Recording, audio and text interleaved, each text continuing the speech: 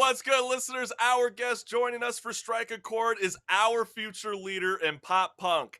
ANSON is here live on the Chris Collins Show, Millennial Talk Show, and also keep a lookout for a brand new podcast series, Off the Fret, featuring the Blowies as our inaugural guest. More music talk. So how's it going, ANSON?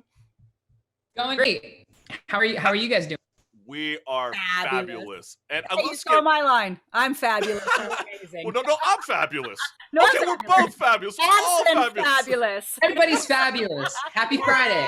Happy Friday, fam. And you know what, Anson, let's get right on into it because, sure. How does it feel to be the future leader of pop punk? Honestly, man, I'm really humbled and honored to feel that way about my music. I don't know, man. I'm just trying to push the envelope and do things different. You know, I've always been raised on the concept of you don't want to ride a wave, you want to be the wave. So that's what I try to do with my music, and that's why we're here today. Exactly, man. And talk to me about your latest record, A Note for You to Find. It's my understanding that this record took over 4 years to make.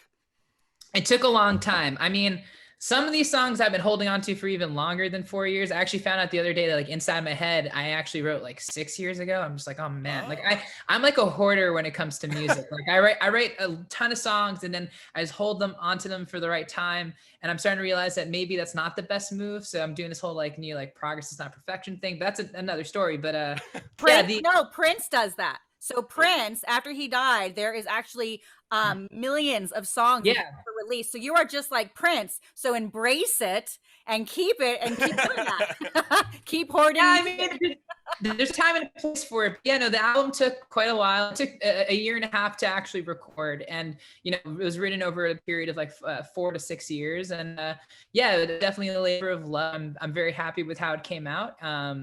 And I'm glad everyone's listening to it and enjoying it. Yeah. Oh, man, I absolutely love the full record. I think every single hit on your album is a single, in my opinion. And a lot of the themes that are addressed on that record is these doubts or uncertainty.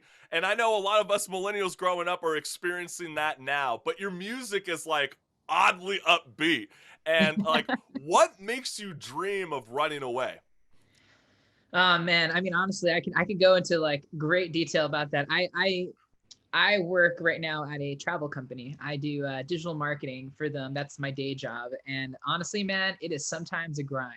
Today, I'm talking with IT, and I'm not going to throw them. Maybe they'll watch this. Who knows? But they honestly the worst IT department I've ever dealt with. You can bold and write in bold red what you need to have done and literally make it as organized as possible, and they'll do the exact opposite. So that's a lot of my the angst that comes up in my music. So Runaway is just there's a lot of things in my life where I just sometimes feel I just want to pick up everything, change my name, and just fucking go.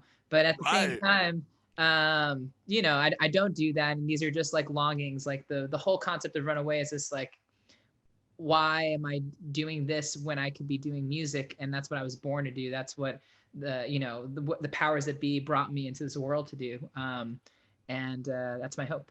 Right. I mean, and that's why I love your lyrics in your track, man. That's why I think you're just gifted for what you're doing right now with your group right now. Because I mean, I'm doing the same thing. I mean, we're all hustling with day jobs while still trying to keep our dreams afloat. And what is your message for the listeners experiencing this same kind of burnout during this god-awful pandemic? Man, just hold on tight. The world has been a crazy thing. I feel this past year, over a year now, we've been just in it. All these things are coming to light. All the things that were swept under the rug are starting to really bleed through into society and just what we want to do and make ourselves better. And I just think, you're not alone in this, how you're feeling. We're all here. It's a community. Don't be scared to reach out to people if you're feeling low. And just remember that this too shall pass. This is just a period of time. I love how you used a Lord of the Rings reference right there. This too will pass. And right now we're going to be playing you one of your brand new tracks off your record, A Note for You to Find. This song is called Runaway. This is ANSON.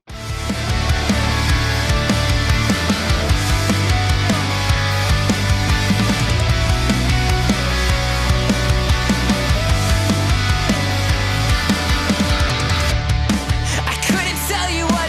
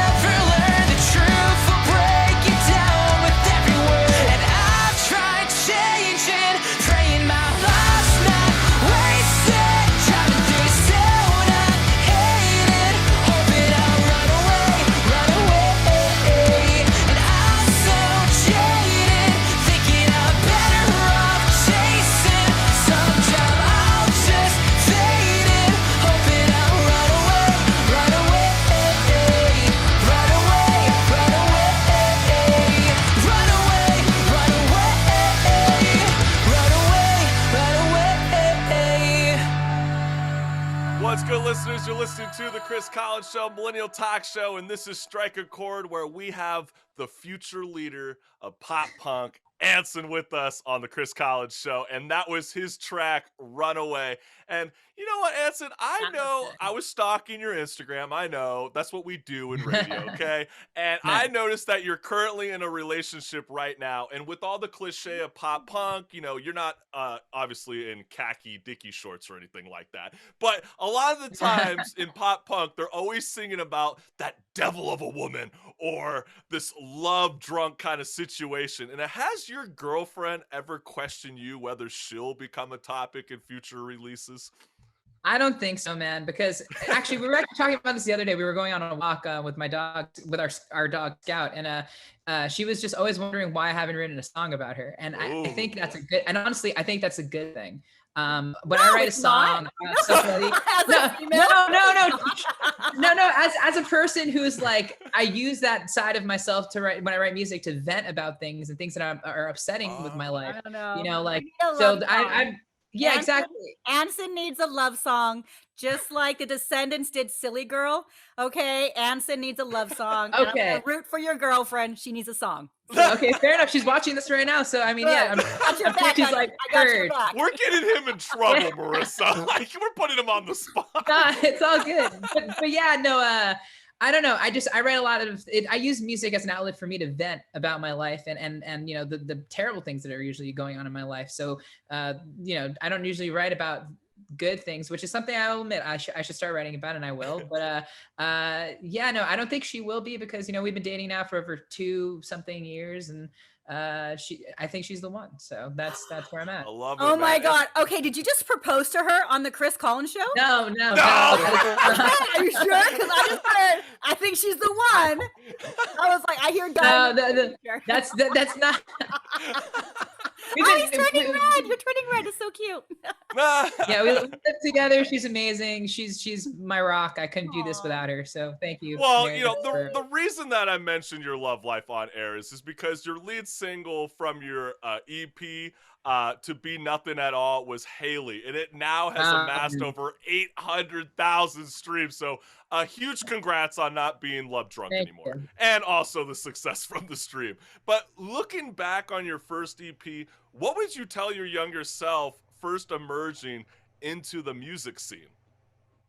Oh, don't care what other people think, for starters, and don't take things so seriously. Those are probably like two of the biggest things, because we're ever growing and ever changing. And that first EP too was another one of those things where it's like, I had it mixed once, then I didn't like the mixes, so I went to a different mixer and had them remix it, and it was just like you know, 20 revisions in, you know, like still trying to make this work. Like that EP was actually supposed to be 10 songs. I cut it down to 4 because I was like, it's not cohesive. So my new thing is like, you know, being wherever you are as an artist at this moment is just a timestamp of who you are.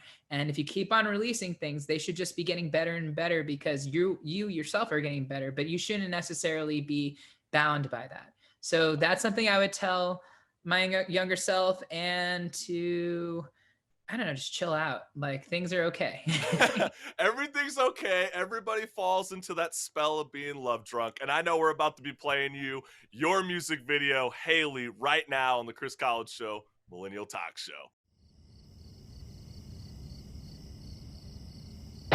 Can you be quiet for a little longer? I need to get my head straight. Now all is screaming and it's fighting, it's not gonna solve anything. And I swear I'm sorry, but you don't give it down. No, you don't give it down. You hold your hands to your face, I can't believe we got this way. Cause yesterday was perfect, and you know I love you, but I guess the season's changed. And I'm searching through my mind to find the right words to say, to make you wanna stay. You're halfway through the door. It hurts to know that you were right and I was wrong. Cause I'd kill for you, be whoever you want me to be. I'd bet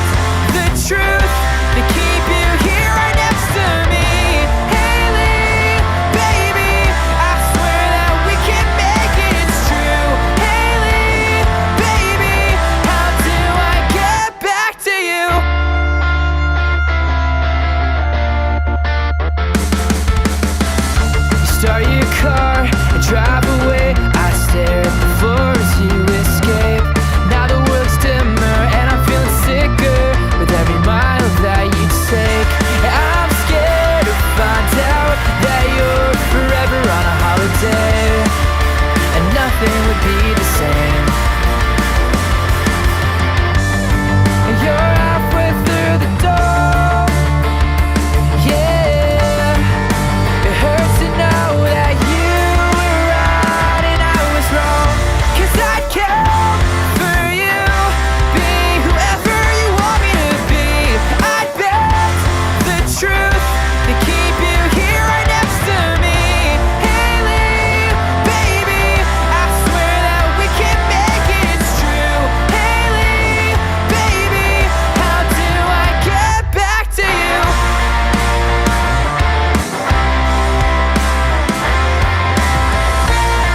And no, I'm not proud, I'm screaming out loud. We can be stronger, we can make it through. You come around and I'll show you how my heart is longing for you.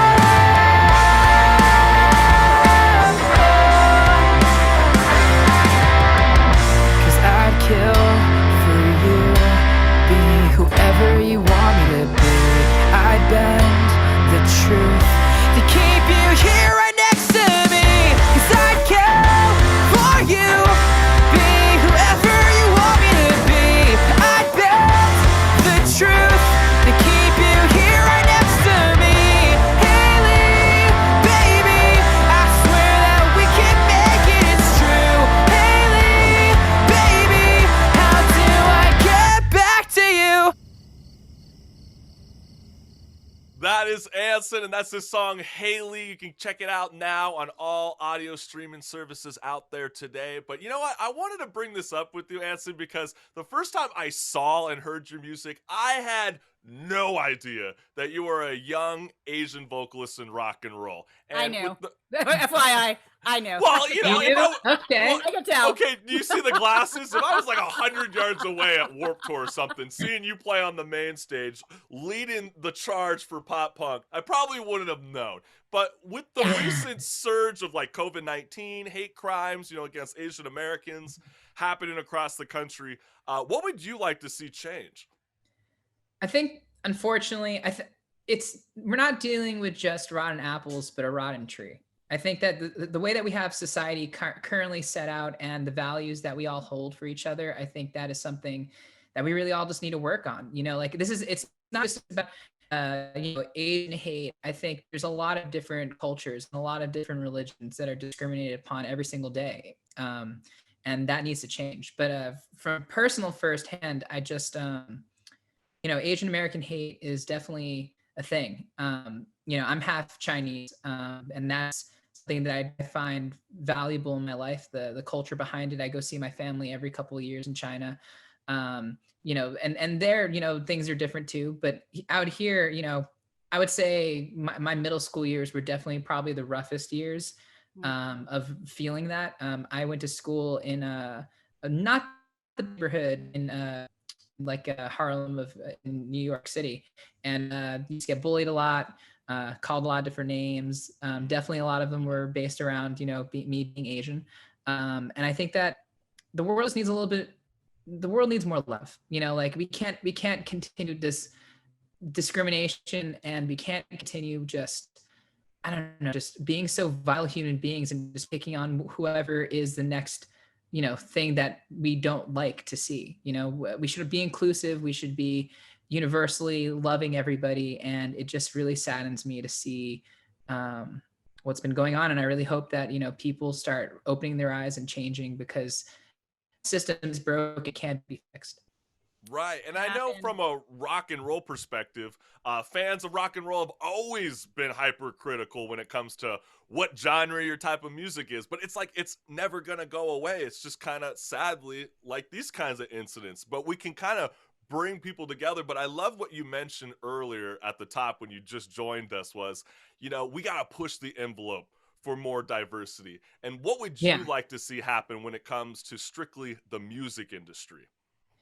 Man, the music industry is a pretty fucked up place. I'm just gonna be real just about that. You know, it's largely, and I don't mean to like what do you call it? Just generalize what the music industry is, but it is very largely Caucasian white males.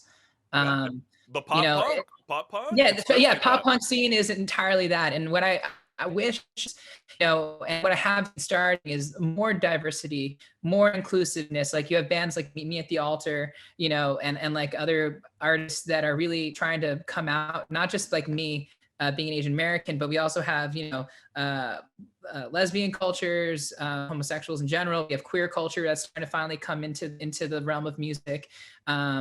Different races, multiple different races of all different kinds. And I'm just very, very happy to start seeing that, but it's not enough. It hasn't happened enough yet. So my wish is, you know, let more diversity happen, because when you do that, you get better music. And I think that the music industry needs to start recognizing that. And, you know, when I was a kid growing up, I actually distinctly remember this when I was like 15 or 14. I was in LA doing recording for this management company. And I was like listening into like the control room with this A&R. And I was working with this girl who's like this most beautiful Pacific Islander woman I've ever seen in my life. She was supposed to be like the next Britney Spears.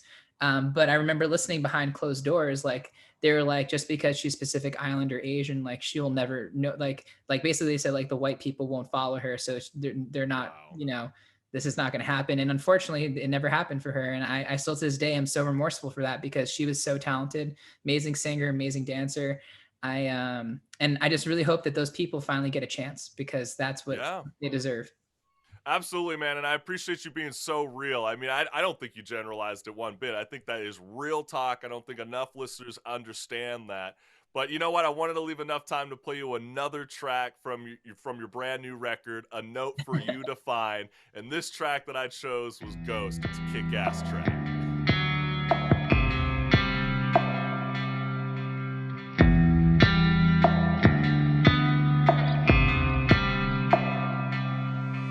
Left my apartment for the first time in 2 weeks, yeah. How was this started? Was it too young, too weak to care? And all the music sounds the same. I'm the shell of the man that I tried to create. Was it fate, or am I to blame? I'm trying hard just to understand why I can't be alone tonight. My life fades so white, I am breaking and take it all back. Can I go back and fix everything? Or am I just a ghost that wants to keep on living? Or am I just a ghost that wants to keep on living?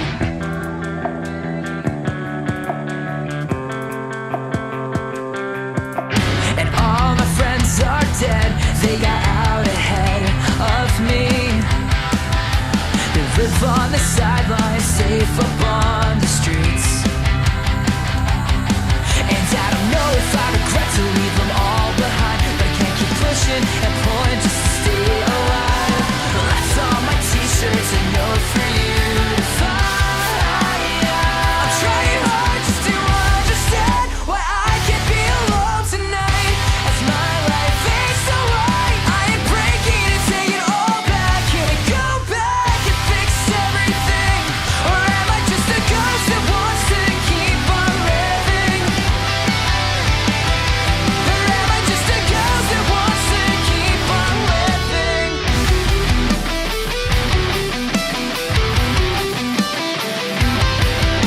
And I just don't know what I could tell you, what we've been through. Just wanna put my arms around you. And I don't know what more I could say to make things okay. Don't want to just walk away. I'm trying hard just to understand why I can't be alone tonight. As my life fades so white, I am breaking and taking all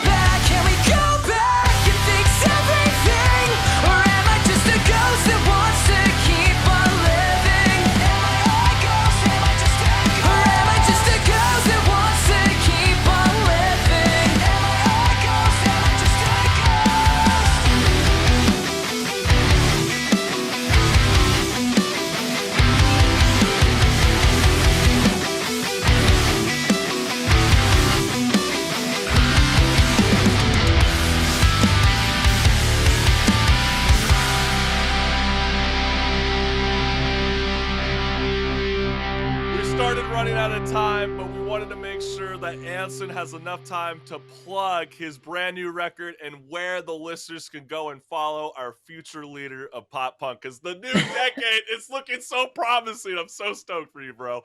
2021, man. It's gonna be the year. New albums. Yeah, exactly. We gotta keep it positive. A Note for You Fine just came out. You should check it out. It's my debut album. You can find me on Spotify or wherever you listen to music. My social handles are Anson Official. So come say what's up. Rock and roll, man. I also want to say one last shout out to you, man, because congrats to your management deal signing with Jarrett Reddit of Bowling for Soup. I know that's huge news. I didn't even know that. You got a huge shout out on Billboard. Billboard's recognizing you, man. They see what we see, bro. And I know you're going to have huge success, and I can't wait for LA to open up so I can go ahead and see you live in concert real soon, my friend. And hopefully we'll catch you around real soon, and much success in the future. Ciao, Bella. Thank you. Peace. Awesome. Thank you guys so much for having me. Take care.